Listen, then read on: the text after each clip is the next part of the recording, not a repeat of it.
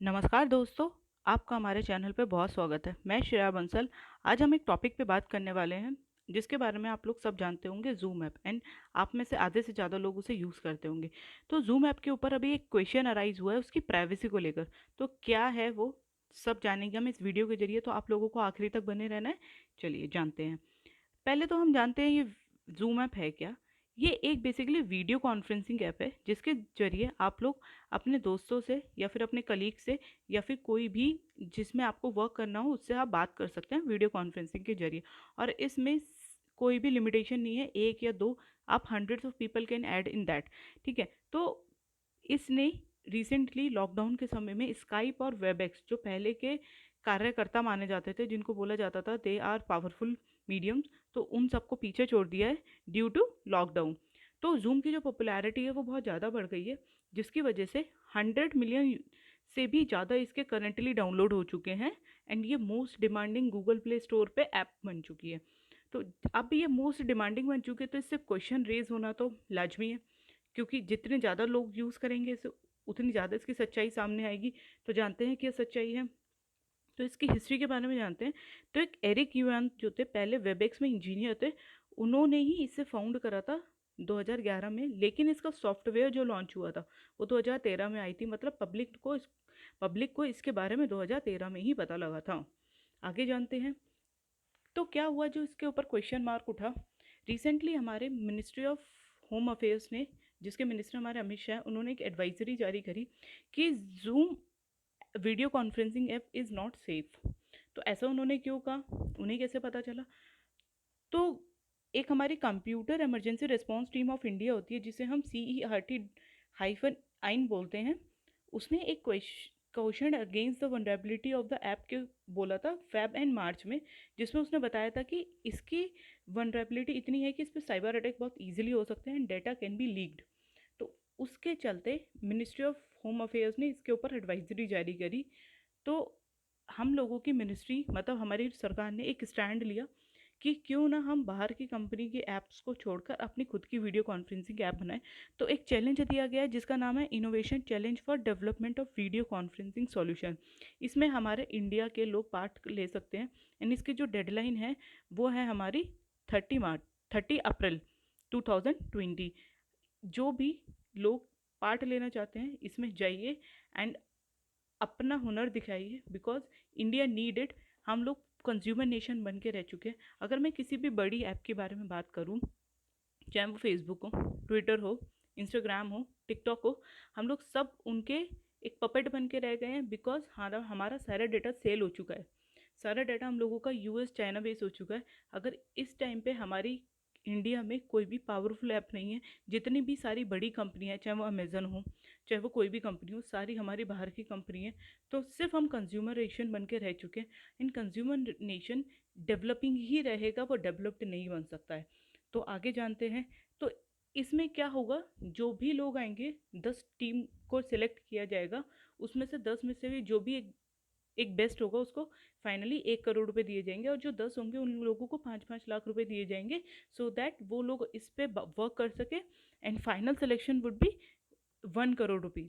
जो भी इस ऐप को बनाएगा उसको 1 करोड़ रुपये दिया जाएगा। बट मेरे हिसाब से 1 करोड़ काफ़ी कम है, क्योंकि किसी भी ऐप को बनाने के लिए coding decoding is not the only solution. बहुत सारी चीज़ें चाहिए होती है। तो मैं प्रे करती हूँ कि जो भी इसे बनाएगा उसको सरकार ज़्यादा पैसे देगी। आगे जानते हैं कि क्वेश्चन मार्क उठा क्यों। तो ये 4 प्रॉब्लम थी जिसकी वजह से क्वेश्चन उठा। फर्स्ट थी Zoom bombing, end to end description, email address and selling of user data. देखिए, जूम बॉम्बिंग क्या होती है। जिसने भी ये ऐप यूज़ करी होगी उसे पता होगा कि इस ऐप में जब आप मीटिंग स्टार्ट करते हैं तो एक मीटिंग आईडी होती है।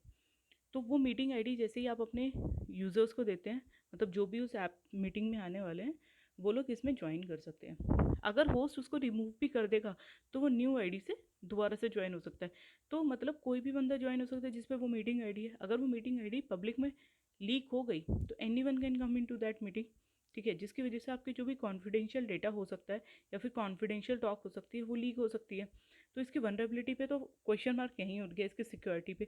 तो जब ये सब चीज़ें हुई तो जूम को जब पता चला, तो जूम के जो सीईओ थे उन्होंने सबसे पहले तो अपोलोजाइज़ किया कि ये सब हो रहा है एंड उन्होंने नई 2 अपडेट निकाली, जिसमें उन्होंने क्या करा कि 2 नए फीचर डाले, जिसमें क्या हुआ कि usage of password for video meeting. अब जब भी आप वीडियो मीटिंग स्टार्ट करेंगे तो आपको एक पासवर्ड चाहिए रहेगा, जो कि आपको होस्ट देगा, एंड जो भी इंसान उस मीटिंग में जाने वाला है उसको वो पासवर्ड एंटर करना पड़ेगा, एंड जब होस्ट उसको अलाउ करेगा देन ओनली ही और she can enter in the meeting and meeting can be started.